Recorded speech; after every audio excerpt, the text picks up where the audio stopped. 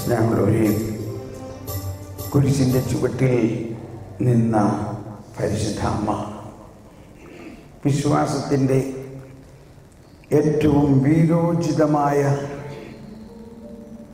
ഒരു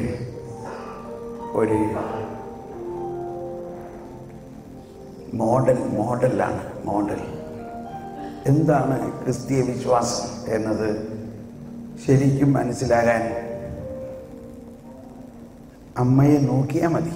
പക്ഷേ അമ്മയുടെ ജീവിതത്തിലെ വ്യത്യസ്ത സമയങ്ങളിൽ വിശ്വാസത്തിൻ്റെ ഓരോ പ്രബോധനമാണ് നമുക്ക് കിട്ടേണ്ടത്. പരിശുദ്ധ അമ്മയുടെ ജനനം, ദൈവത്തിൻ്റെ ഏറ്റവും കരുണ നിറഞ്ഞ പ്രവർത്തനത്തിൻ്റെ, പുതിയ ഉടമ്പടിയുടെ, പുതിയ നിയമത്തിൻ്റെ, പുതിയ സൃഷ്ടിയാകുന്നതിൻ്റെ ആരംഭം കുറിച്ചുകൊണ്ട് അമലോത്ഭവയായി അമ്മ ജനിച്ചു. അതായത് ജന്മപാപം ഇല്ലാതെ ജനിച്ച ഏക വ്യക്തിയാണ്. ഈ ജന്മപാപം ആണല്ലോ ലോകം മുഴുവനിലും പടർന്നിരിക്കുന്ന അഥവാ ആ ഉത്ഭവപാപം. ആ ഉത്ഭവപാപമാണ് എല്ലാ ജാതി മതസ്ഥരിലും ഇന്നും പാപത്തിന് അവരെ പീഡിപ്പിക്കുന്നത്, അല്ലെങ്കിൽ പാപത്തിലേക്ക് ആഴ്ത്തുന്നത്. അങ്ങനെ ആ ഉത്ഭവപാപം ഏറ്റെടുക്കാൻ വന്ന കർത്താവ് ഈശോ മിശിഹ അത് ഏറ്റെടുക്കുന്നതിൻ്റെ സമയം പൂർത്തിയാകുന്നതിന് മുൻപ് തന്നെ ആ രക്ഷാകര പദ്ധതിയിൽ പ്രവർത്തിച്ച ത്രിത്വൈക ദൈവത്തിൻ്റെ രക്ഷണീയ ശക്തിയെ മുൻകൂർ പരിശുദ്ധ അമ്മയുടെ വിശുദ്ധ അന്ന പുണ്യവതിയുടെ ഗർഭത്തിൽ മറിയം എന്ന ആ കുഞ്ഞ് ഉരുവാകുന്ന നിമിഷത്തിൽ തന്നെ ഈ പരിശുദ്ധാത്മ ശക്തിയുടെ കൃപ. എന്താണ് കൃപ? എല്ലാവരും ഇന്നലെ നമ്മൾ പഠിച്ചല്ലോ. എന്താ കൃപ? ദൈവീകത മാനുഷികതയിൽ ലയിക്കുന്നതാണ് കൃപ.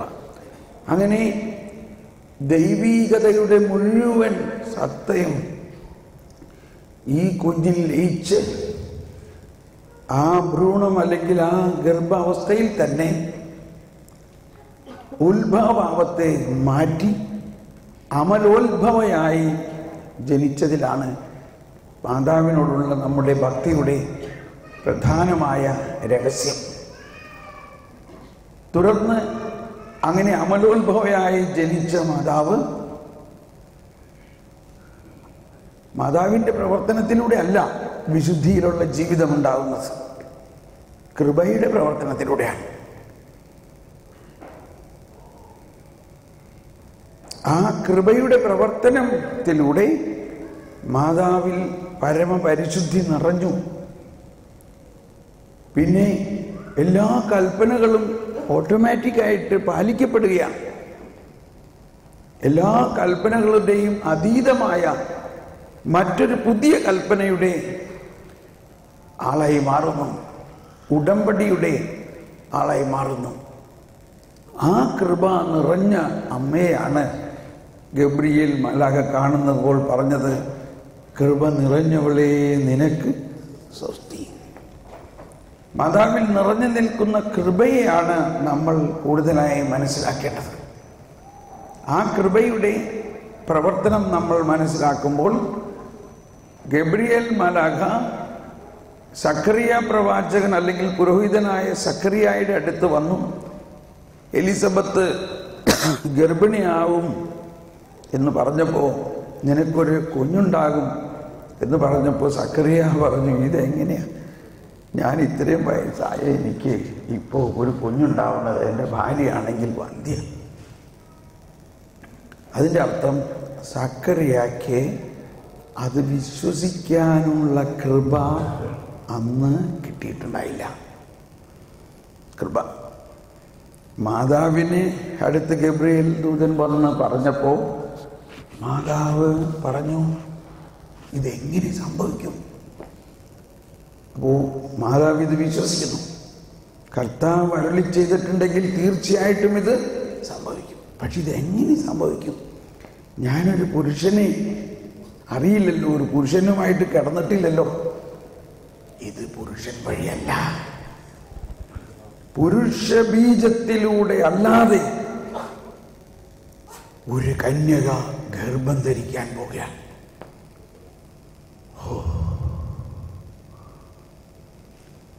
ഇത് കേട്ടപ്പോ മാതാവിന് ഓർമ്മ വന്നത് എന്തായിരിക്കാം? മാതാവിന് ഓർമ്മ വന്നത് യേശയ്യാ പ്രവാചകനിലൂടെ ദൈവം അരുളി ചെയ്ത ആ പ്രവചനമാണ്. ഒരു കന്യക ഗർഭം ധരിച്ച് ഒരു പുത്രനെ പ്രസവിക്കും, അവനെ എമ്മാനുവേൽ എന്ന് അവൻ വിളിക്കപ്പെടും. ഓഹോ, ആ പ്രവചനം, യേശയ്യായിൽ പറഞ്ഞിരിക്കുന്ന ആ പ്രവചനം, വരാനിരിക്കുന്ന രക്ഷകനെ കുറിച്ചുള്ള പ്രവചനം പൂർത്തിയാകാൻ പോവുകയാണ്.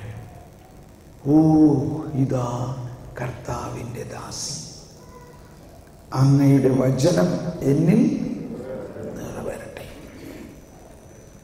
അതാണ് ഇന്ന് സഭയുടെ ഏറ്റവും പ്രഥമമായ പ്രാരംഭ പ്രാർത്ഥന. ദൈവജനത്തിൻ്റെ ഏറ്റവും പ്രധാന പ്രാർത്ഥന, പോപ്പ് മുതൽ ഏറ്റവും സാധാരണ കൊച്ചു കുഞ്ഞു വരെ പ്രാർത്ഥിക്കുന്ന പ്രാർത്ഥന എന്താ? കർത്താവിൻ്റെ മാലാഖ പരിശുദ്ധ മറിയത്തോട് വചിച്ചു. മറിയം പരിശുദ്ധാത്മാവിലൂടെ ഗർഭിണിയായി, വചനം മാംസമായി നമ്മുടെ ഇടയിൽ വസിച്ചു. അപ്പോൾ മാതാവ് ആ സമയത്ത് പറഞ്ഞത് വിശ്വാസത്തിൻ്റെ മറ്റൊരു അടയാളമാണ്. ഈ വിശ്വാസമാണ് ഒരു ക്രിസ്ത്യാനിക്ക് ഉണ്ടാകേണ്ട വിശ്വാസം. എന്തിനുള്ള വിശ്വാസം? 10 കൽപ്പനകളിലുള്ള വിശ്വാസമല്ല. 10 കൽപ്പനകൾ അക്ഷരം പ്രതി അനുസരിച്ച് ജീവിച്ചാൽ നമ്മൾ വിശുദ്ധരായി എന്നാണ് ഞാനെല്ലാം പണ്ട് പഠിച്ചിരുന്നത്. ഒരുപക്ഷെ നിങ്ങളും പണ്ടും ഇപ്പോഴും അങ്ങനെ തന്നെയാണ്. 10 കൽപ്പനകൾ അക്ഷരം പ്രതി അനുസരിച്ചാൽ നമ്മൾ ആരാ? വിശുദ്ധരായില്ലേ? പക്ഷേ നമ്മളൊരു യഹൂദനെ ആവുന്നുള്ളൂ. ഷോക്കടിച്ചോ? ഷോക്കടിക്കണ മാതിരി തോന്നുന്നില്ലേ? നമ്മൾ ഇത്രയും നാളും പിള്ളേരെയും 10 കൽപ്പനകൾ എഴുതി ചുമരിലെ കൊട്ടിച്ച് ഇത് അനുസരിച്ചാൽ മതി. 10 കൽപ്പന കൃത്യമായിട്ട് അനുസരിക്കുന്ന കൂട്ടരാരാ? ഫരിസേയരും നിയമജ്ഞരും യഹൂദരും. അപ്പൊ എന്തീ ബ്രദർ പറയണേ? നമ്മൾ അനുസരിക്കേണ്ടെന്നല്ല പറയണത്. ഞാൻ ഇന്നലെ പറഞ്ഞു, കർത്താവിൻ്റെ മാത്തമാറ്റിക്സ് നമ്മുടെ മാത്തമാറ്റിക്സിനും വളരെ വ്യത്യാസമാണ്. കർത്താവിൻ്റെ മാത്തമാറ്റിക്സ് ഇതാണ്: ഈ 10 കൽപ്പനകളെക്കാൾ എല്ലാം വലിയ ഒറ്റ കൽപ്പനയുണ്ട്. ഈ 10 കൽപ്പനകളെക്കാൾ എല്ലാം വലിയ ഒറ്റ കൽപ്പന. എന്താണ് ആ ഒറ്റ കൽപ്പന? ഞാൻ സ്നേഹിച്ച പോലെ നിങ്ങൾ സ്നേഹിക്കുക. ഈ ഒറ്റ കൽപ്പനയിൽ ആ 10 കൽപ്പനകളെക്കാൾ കൂടുതൽ അടങ്ങിയിരിക്കുന്നു. ഇപ്പൊ ഏത് വേണം? 10 വേണോ 1 വേണോ? ഈ ഒരെണ്ണം അനുസരിക്കാൻ ശ്രമിക്കുകയാണെങ്കിൽ ഈ 10ഉം താനേ ആണ്. ഈ ഒരെണ്ണം അനുസരിക്കുന്നതിന് ആവശ്യമായ 1, അതാണ് വിശ്വാസത്തിൻ്റെ അനുസരണം. പിന്നീട് നമ്മൾ പഠിക്കാം. കൽപ്പനകളുടെ അനുസരണം 1, എന്നാൽ ഈശോ വന്നിരിക്കുന്നത് വിശ്വാസത്തിൻ്റെ അനുസരണം. ഇതൊരു പുതിയ ഭാഷയായിരിക്കും, പക്ഷേ നമ്മൾ ഇതിനെക്കുറിച്ച് പഠിക്കാം. ഒന്ന് പറഞ്ഞ എല്ലാവരും, വിശ്വാസത്തിൻ്റെ അനുസരണം. ഒരിക്കലും ഒരു ചേച്ചി പറഞ്ഞു, എനിക്ക് 3 പെൺമക്കളാണ്, 4ാമതും ഇനി പെണ്ണാകാതിരിക്കാൻ വേണ്ടി എല്ലാ പള്ളികളിലും പോയി നേർച്ചയിട്ട്, ഗുരുവായൂരും പോയി നേർച്ചിട്ട്, എന്നിട്ടും അത് പെണ്ണ് തന്നെയാണ്. മനസ്സിലായോ? എല്ലാ പള്ളികളിലും പോയി നേർച്ചിട്ട്, ഗുരുവായൂരും പോയി നേർച്ചിട്ട്, എന്നിട്ടും അത് പെണ്ണതിന്. ഇപ്പൊ നോക്കിയേ, വിശ്വാസത്തിന്റെ 10 കൽപ്പനകളൊക്കെ പാലിക്കുന്നുണ്ട്. ഏത് വിശ്വാസത്തിലപ്പോ? ഞാൻ ഈ വിശ്വാസത്തിന്റെ അനുസരണം എന്ന് പറഞ്ഞപ്പോൾ ഒരു സാമ്പിൾ എൻ്റെ ഉള്ളിൽ വന്നതാ. നല്ല സാമ്പിളല്ലേ? എല്ലാ പള്ളികളിലും പോയി നേർച്ചിട്ട്, ഗുരുവായൂരും പോയി നേർച്ചിട്ട്, എന്നിട്ടും പെണ്ണെന്നെ പറഞ്ഞു. അപ്പോ നമ്മളുടെ വിശ്വാസം ആരിലാണ്, എന്തിലാണ്, എങ്ങനെയായിരിക്കണം? ആ വിശ്വാസത്തിന്റെ മോഡലാണ് പരിശുദ്ധ അമ്മ എന്നാണ് ജോൺ പോൾ രണ്ടാമൻ മാർപ്പാപ്പയുടെ ഒരു പ്രസിദ്ധമായ ചാക്രിക ലേഖനമുണ്ട്. റിഡംഡോറിസ് മാറ്റർ എന്ന് പറയും, രക്ഷകന്റെ അമ്മ. നിങ്ങൾ കുറച്ചു നേരം നിർത്തണതിൽ വിഷമിക്കണ്ട, അങ്ങനെ നിൽക്ക്. കുരിശിന്റെ ചുവട്ടിൽ നിന്ന അമ്മേനെ കുറിച്ചല്ലേ നമ്മൾ. പക്ഷെ ബുദ്ധിമുട്ടുള്ളവർക്ക് ഇരിക്കാട്ടോ. എന്നാലും ഞാനങ്ങനെ നിന്നപ്പോൾ അങ്ങനെ പറഞ്ഞു പോയതാണ്. അപ്പോൾ അതങ്ങ് തീർക്കട്ടെ. അപ്പോൾ നമ്മൾ മാതാവിനോടുള്ള ഭക്തി, ഞാനിത് പറയുന്നത് ഈ ഗാനം എഴുതിയ കാലഘട്ടത്തെ ഓർക്കുകയാണ്. ഇത് 25 വർഷം മുമ്പ് എനിക്ക് ഈ ഗാനം കർത്താവ് ഇങ്ങനെ പറഞ്ഞു തന്നു, അല്ലെങ്കിൽ മാതാവ് ഇങ്ങനെ പറഞ്ഞു തന്ന് എഴുതിച്ചതാണ്. പക്ഷെ ഇന്നും എല്ലാ ദിവസവും ഞാനിത് പാടുന്നുണ്ട്. ഇതിൻ്റെ ആശയങ്ങൾ ഓരോ ദിവസവും ഇങ്ങനെ വികസിച്ച് വരികയാണ്. അതിൻ്റെ അവസാനത്തെ ആ മധ്യസ്ഥ പ്രാർത്ഥന ഞാൻ എന്നും പ്രാർത്ഥിക്കുന്നുണ്ട്. അമ്മേ, അമ്മ സ്വർഗരാജ്യത്തിലെ റാണിയാണ് അല്ലേ? റാണിക്ക് അറിയാത്ത രഹസ്യം വല്ലതുണ്ടോ? എന്ത് രഹസ്യ? സ്വർഗരാജ്യത്തിൻ്റെ. ഇവിടത്തെ കാര്യമല്ല, മനസ്സിലാക്കണം. നമ്മളൊരു ട്രാക്ക് മാറുന്ന കാര്യം പറഞ്ഞില്ലേ? നമ്മൾ എവിടത്തെ രഹസ്യം അറിയണം? സ്വർഗത്തിലെ രഹസ്യം. അതിനു വേണ്ടി പ്രാർത്ഥിക്കുകയാണെങ്കിൽ പെട്ടെന്ന് ഇത് കിട്ടുകയും ചെയ്യും. ട്രാക്ക് മാറണം. ഇവിടെ ചെയ്തുകൊണ്ടിരിക്കുന്നിടത്ത് ഇവിടുത്തെ രഹസ്യം അറിയാൻ ശ്രദ്ധിക്കരുത്. സ്വർഗരാജ്യത്തിലെ രഹസ്യം. ഇപ്പോ നിങ്ങൾ കുറെ പേര് 10-20 അല്ലെങ്കിൽ 15 വർഷം മുമ്പ് എൻ്റെ ധ്യാനം കൂടിയ ആൾക്കാരുണ്ടല്ലോ. നിങ്ങളിപ്പോൾ എന്താ ഞാൻ ഈ പറയണൊക്കെ കേൾക്കുമ്പോൾ എനിക്ക് കുറച്ച് വളർച്ച വന്നതായിട്ട് തോന്നുന്നുണ്ടോ? ഇതൊരു എന്താ തോന്നുന്നുണ്ടോ? എവിടുന്നാ ഈ വളർച്ച വന്നത്? സ്വർഗരാജ്യത്തിലെ രഹസ്യങ്ങൾ ഞാൻ എല്ലാ ദിവസവും ചോദിച്ചത് എനിക്ക് ഇങ്ങനെ കിട്ടിക്കൊണ്ടിരിക്കുകയാണ്. ഇന്നും അത് തന്നെ ഞാൻ ചോദിക്കുന്നത്. വേറെ ഒന്നും എനിക്ക് ചോദിക്കാനില്ല. സ്വർഗരാജ്യത്തിലെ രഹസ്യങ്ങൾ. അപ്പൊ അതിനാവശ്യമായിട്ടുള്ള ഒന്ന് ജ്ഞാനമാണ്, ദൈവിക ജ്ഞാനം. അപ്പൊ ഇതൊക്കെയാണ്. അപ്പൊ മാതാവിനെ കൊണ്ട് എലിസബത്ത് പറഞ്ഞു, കർത്താവ്, എല്ലാവരും നേരിട്ട് പറഞ്ഞ്, കർത്താവ് അരുളി ചെയ്ത കാര്യങ്ങൾ വിശ്വസിച്ചവളെ നീ ഭാഗ്യവതി. എനിക്ക് കുറെ നാൾ മുമ്പുണ്ടായൊരു പ്രയാസം. കർത്താവിനോട് ഇങ്ങനെ സംസാരിക്കും, ഞാനതൊക്കെ എഴുതി വയ്ക്കും. പക്ഷെ എനിക്കതങ്ങ് വിശ്വസിക്കാൻ പറ്റില്ല. ഇതൊക്കെ നടക്കുമോ? അപ്പോ നടക്കണില്ല. ഞാൻ പറയും, എന്താ നടക്കാത്ത? നീ വിശ്വസിക്കണില്ല. ഓഹോ, അപ്പോഴും കുറ്റം നമ്മുടെ അല്ലേ? കർത്താവ് നടത്താൻ എല്ലാം തയ്യാറാണ്, പക്ഷെ ഞാൻ വിശ്വസിക്കണില്ല. എന്ത് ഇത് നടക്കുമെന്ന്. അപ്പൊ എന്താ ചെയ്യണം? അപ്പോഴാണ് മാതാവിന്റെ മധ്യസ്ഥം കുറച്ചുകൂടി എടുത്തത്. എന്തിനാണ് എടുത്തത്? കർത്താവ് അരുളി ചെയ്ത കാര്യങ്ങൾ നടക്കും എന്ന്. അന്ന് ഞാൻ എന്നിട്ടൊരു പുതിയ ബൈബിൾ പഠന പദ്ധതി ഉണ്ടാക്കി. അത് പിന്നീട് ഞാൻ ഇന്ന് അവതരിപ്പിക്കാം. ഞാൻ മറന്നു പോവാണെങ്കിൽ നിങ്ങൾ ആരെങ്കിലും ഒന്ന് ഓർപ്പിച്ചോ. എങ്ങനെ ബൈബിൾ പഠിക്കണം എന്നുള്ളത് ഞാൻ പറഞ്ഞുതരാം. അങ്ങനെ ബൈബിൾ പഠിക്കുമ്പോൾ കർത്താവ് അരുളി ചെയ്ത കാര്യങ്ങൾ നടക്കും എന്നുള്ള ഒരു വിശ്വാസത്തിൽ നമ്മൾ വളരും. അങ്ങനെ എനിക്ക് ഭയങ്കര ഇപ്പൊ വിശ്വാസമായി, ഭയങ്കര കോൺഫിഡൻസാണ്. കർത്താവ് പറഞ്ഞാൽ അത് നടക്കും. പിന്നെ വേറെ ഒന്നും ഞാൻ നോക്കേണ്ട ആവശ്യമില്ല. എന്തുകൊണ്ട് നടക്കും? കർത്താവ് പറഞ്ഞതുകൊണ്ട് നടക്കും. കർത്താവ് പറഞ്ഞതുകൊണ്ട് നടക്കും. അങ്ങനത്തെ ഒരു വിശ്വാസമാണ് മാതാവിലൂടെ നമ്മൾക്ക് ഈ ധ്യാനത്തിലൊക്കെ ആഗ്രഹിക്കേണ്ടത്. കുരിശിന്റെ ചുവട്ടിൽ നിന്നപ്പോ സ്വന്തം മകനെ കൊല്ലുന്നത് കണ്ടു നിൽക്കുന്ന ഒരമ്മ. നമ്മുടെ പിള്ളേരെ ടീച്ചറൊന്ന് അടിക്കുമ്പോഴേക്കും നമ്മൾ പോയിട്ട് അവരോട് ചോദിക്കുക, എൻ്റെ കൊച്ചിന് എന്താ ഇങ്ങനെ ചെയ്തെന്നില്ലേ? ചോദിക്കുമല്ലയോ? ആരെങ്കിലും ഒന്ന് ചെവിക്ക് പിടിച്ചാൽ അതെന്തിനാ നിങ്ങളെൻ്റെ കൊച്ചിനെ ഇങ്ങനെ ദ്രോഹിച്ചെന്ന് പറയും. ഇവിടെ ഈശോയെ, മാതാവിൻ്റെ മകനെ തൻ്റെ കൺമുമ്പിൽ അടിച്ചടിച്ചടിച്ചടിച്ച് വലിച്ചഴച്ച് കുരിശിൽ വലിച്ചു കെട്ടി ആണി അടിച്ച് കുത്തി കൊല്ലുന്നത് കണ്ടു നിന്നപ്പോൾ മാതാവിനുണ്ടായ ധൈര്യവും വിശ്വാസവുമാണ് ബ്രാൻഡ് ഫെയ്ത്ത്. ക്രിസ്ത്യൻ വിശ്വാസത്തിൻ്റെ നമ്പർ 1 ബ്രാൻഡ്. ഇവിടെ ആ ലാംഗ്വേജൊക്കെ അറിയാലോ, ബ്രാൻഡ്. ബ്രാൻഡഡ് സാധനമാണ്, മനസ്സിലായുണ്ടോ? അങ്ങനത്തെ ബ്രാൻഡ് വിശ്വാസം. എന്താണ് ആ ബ്രാൻഡ് വിശ്വാസം? ഫസ്റ്റ് ബ്രാൻഡ് വിശ്വാസം എന്താണ്? കുരിശിൻ്റെ ചുവട്ടിൽ മകനെ കൊല്ലുന്നത് കണ്ടു നിന്നപ്പോൾ മാതാവ് വിശ്വസിക്കുകയാണ്. എന്തൊക്കെ വിശ്വസിച്ചിരിക്കും? ഇത് ഏശയ്യ 53 ഇപ്പോൾ പൂർത്തിയാകുന്നു, ഏശയ്യ 50 പൂർത്തിയാകുന്നു. ഓ പിതാവേ, അങ്ങ് ആഗ്രഹിച്ചതെല്ലാം നിറവേറുന്നു, എൻ്റെ ഹൃദയത്തിലൊരു വാൾ കയറുമെന്ന് പറഞ്ഞത് പൂർത്തിയാകുന്നു. ഓ മാത്രമല്ല 3-ാം ദിവസം ഇവൻ ഉയർത്തെഴുന്നേൽക്കും എന്നതിൽ ഞാൻ വിശ്വസിക്കുന്നു. എങ്കിലും ആ സമയത്ത് ഭൂമി കുലുങ്ങി, സൂര്യൻ ഇരുണ്ടു,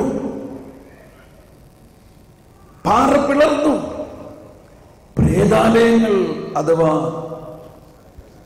കല്ലറകൾ തുറന്നു, മരിച്ചവർ ഉയർത്തു. ഭൂമി കുലുങ്ങിയിട്ടും കുലുങ്ങാതെ നിന്ന അമ്മ.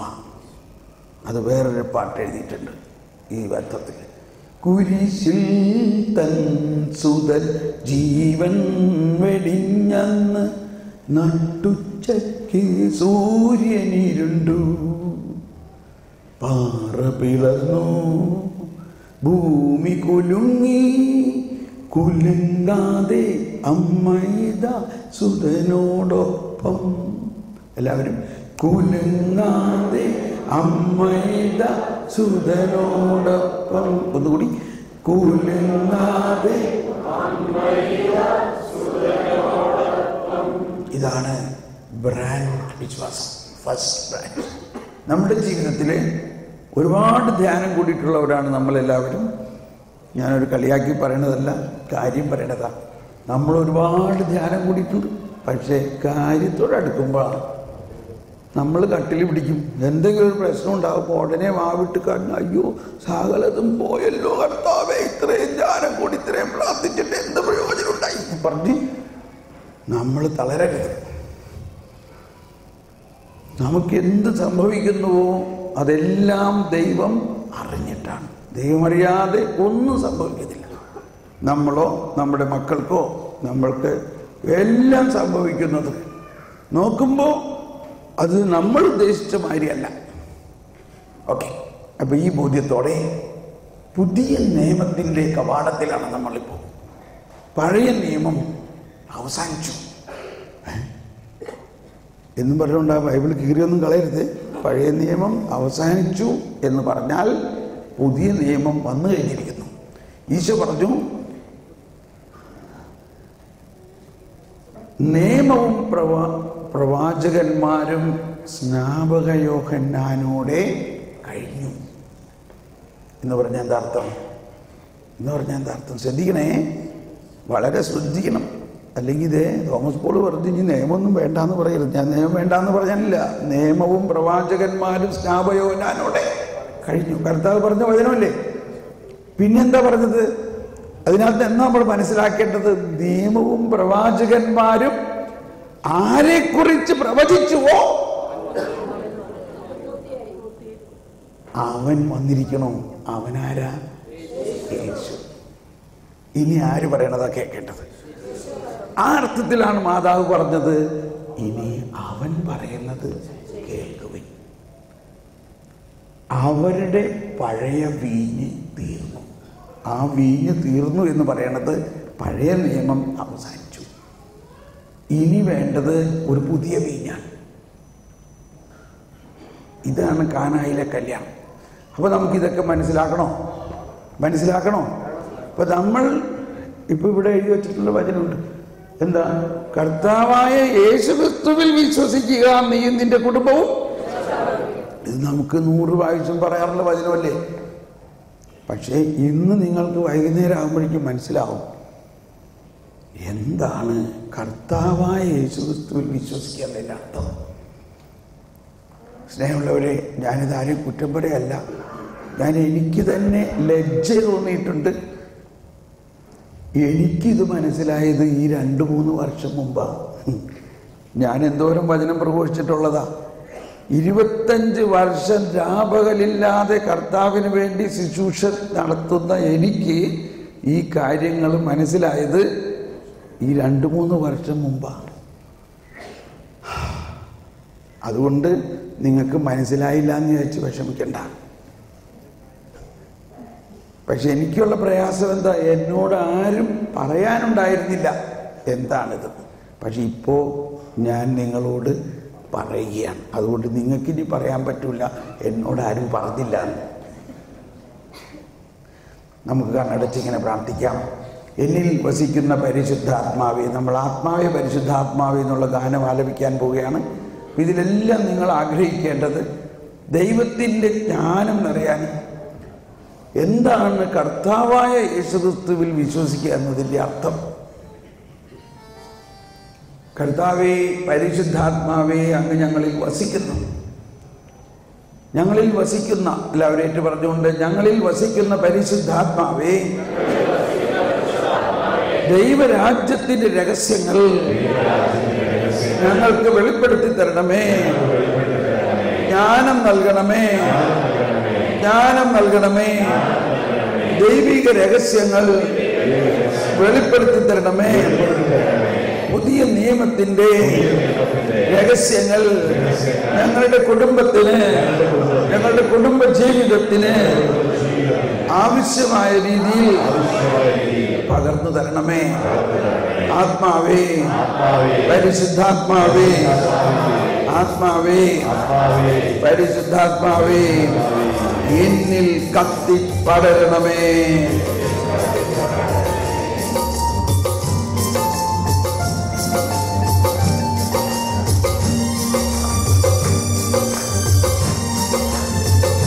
കൈയടിച്ച് പണം, ബോധ്യത്തോടെ പണം.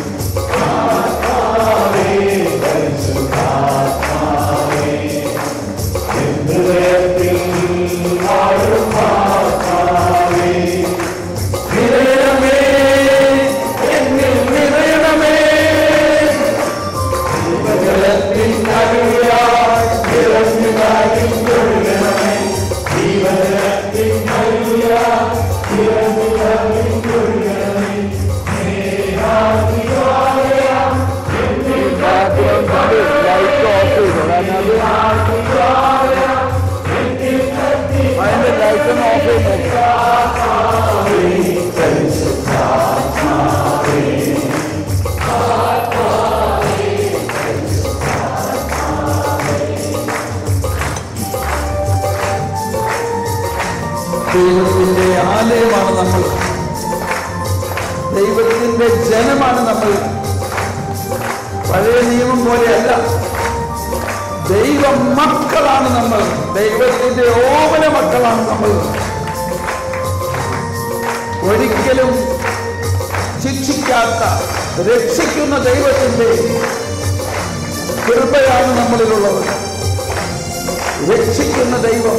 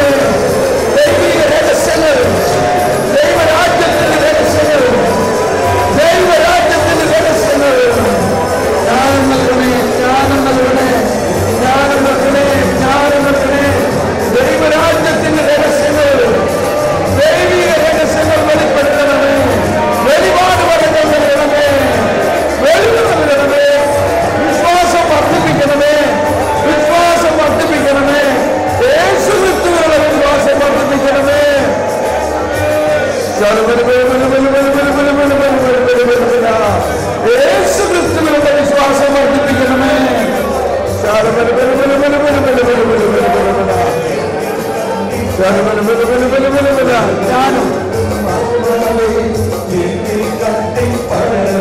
കൈയടിച്ച് ജ്ഞാനം നൽകണമേ, ജ്ഞാനം നൽകണമേ, ജ്ഞാനം നൽകണമേ, ജ്ഞാനം നൽകണമേ, ജ്ഞാനം നൽകണമേ. ജ്ഞാനം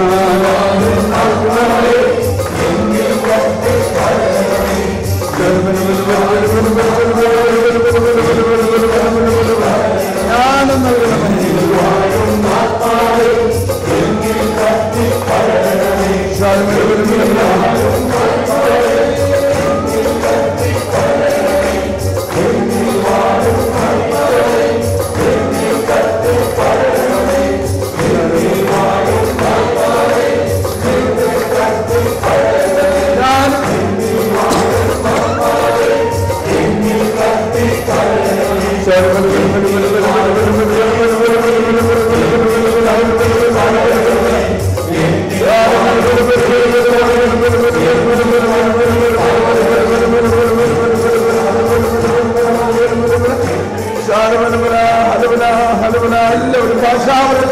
ഭാഷാവരത്തിൽ പ്രാർത്ഥിച്ചുകൊണ്ട് ജ്ഞാനത്തിന് വേണ്ടി ദാഹിക്കുക. ആത്മാവ്, ജ്ഞാനത്തിന്റെ ആത്മാവ്, ദൈവിക രഹസ്യങ്ങൾ അറിയുന്നതിന്റെ ആത്മാവ്, ദൈവിക ജ്ഞാനം, ജ്ഞാനസ്നാനത്തിലൂടെ നമുക്ക് ലഭിച്ച ആ ദൈവിക ജ്ഞാനം കത്തിപ്പടരുന്നതിന് ദൈവിക ജ്ഞാനം, ജ്ഞാനസ്നാനത്തിലൂടെ നമുക്ക് ലഭിച്ച ആ ദൈവിക ജ്ഞാനം തുറക്കട്ടെ, തുറക്കട്ടെ, മുട്ടുവിൻ, തുറക്കപ്പെടും. ഞങ്ങൾ മുട്ടുന്നു, ഞങ്ങൾ മുട്ടുന്നു.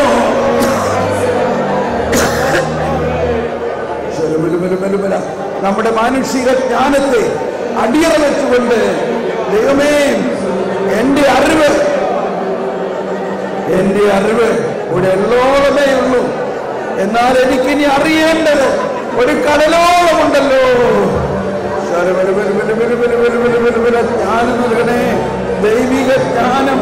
ജ്ഞാനസ്നാനത്തിലൂടെ ഞങ്ങൾക്ക് നൽകിയിരിക്കുന്ന ദൈവിക ജ്ഞാനം മുഴുവനായി തുറക്കണമേ. മുട്ടുവിൻ, മുട്ടുവിൻ, തുറക്കപ്പെടും, മുട്ടുവിൻ, തുറക്കപ്പെടും. ജ്ഞാനത്തിന്റെ കവാടം തുറക്കണമേ, ദൈവിക ജ്ഞാനത്തിന്റെ കവാടം തുറക്കണമേ. പരിശുദ്ധാത്മേ, ദൈവിക രഹസ്യങ്ങളെ വെളിപ്പെടുത്തി തരണമേ. ദൈവിക രഹസ്യങ്ങൾ ദൈവിക ജ്ഞാനത്തിലൂടെ വെളിപാടിന്റെ വരം നൽകണമേ.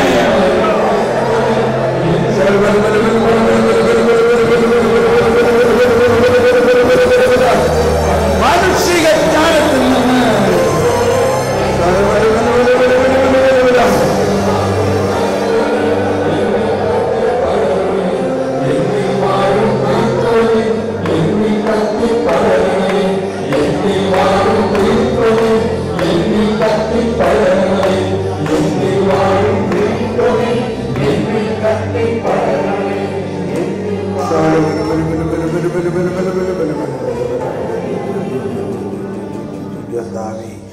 ശാന്തമായി മൗനമായി ഒരു നിമിഷം നമ്മുടെ ഉള്ളിൻ്റെ ഉള്ളിൽ ത്രിത്വൈക ദൈവം വസിച്ചുകൊണ്ട് ത്രിത്വൈക ദൈവത്തെക്കുറിച്ചുള്ള രക്ഷാകര രഹസ്യങ്ങളെക്കുറിച്ചുള്ള ജ്ഞാനം ദൈവം തരാൻ ആഗ്രഹിക്കുന്നു. ദൈവിക രഹസ്യങ്ങൾ ഓരോ മക്കൾക്കും അവകാശമാണ്. ആത്മാവെല്ലാം നമുക്ക് വെളിപ്പെടുത്തി തരും. വെളിപാടിൻ്റെ ആത്മാവിനെ ഞങ്ങൾക്ക് നൽകണേ. വെളിപാടിൻ്റെ ആത്മാവിനെ ഞങ്ങൾക്ക് നൽകണേ. ദൈവിക രഹസ്യങ്ങളെ വെളിപ്പെടുത്തി തരുന്നതിൻ്റെ ആത്മാവിനെ നൽകണേ. ശാല ഹലബല ഹലബല ഹലബല ഹലബല.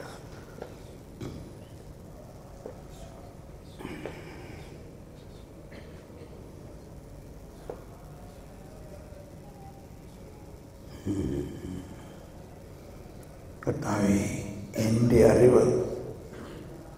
എൻ്റെ അറിവും ജ്ഞാനവും ഒരു എല്ലോളമേ ഉള്ളൂ. എന്നാൽ എനിക്കിനി അറിയാനുള്ളത് ഒരു കടലോ